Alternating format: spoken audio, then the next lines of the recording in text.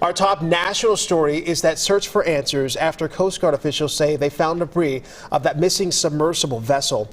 All 5 passengers are believed to have died. So this investigation continues this morning into what happened. We have CBS's Jared Hill in New York following this for us. What the very latest investigators are saying about what happened in this underwater exploration. Jared, tell us what we know now. Yeah, so Heather and AJ, at this point, what is being said by the Coast Guard investigators is that apparently there was some sort of implosion that happened on this vessel at some point during the past couple of days. Exactly when that happened and exactly where that happened and the conditions are still a big question, but it's believed that that implosion happened because of an issue with the pressure on that vessel, and that all 5 people on board died presumably instantaneously. Tell us more about the search operation. How exactly did they find that debris that was underwater?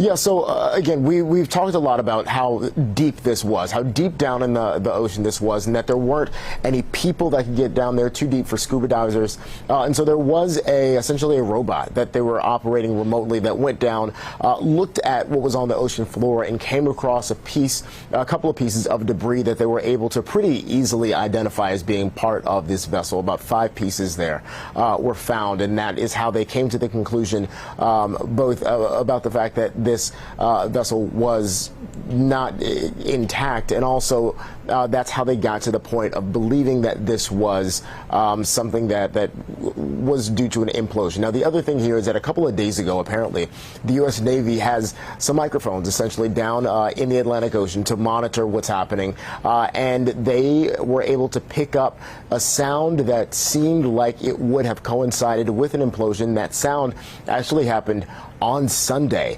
but it's not really certain right now whether that was exactly what the implosion was, but that was part of how they were able to kind of pinpoint this area to start the search to begin with. Right, and then investigation happens next, and as with all the conditions that you mentioned, quite a complex one there too. All right, Jared, thank you.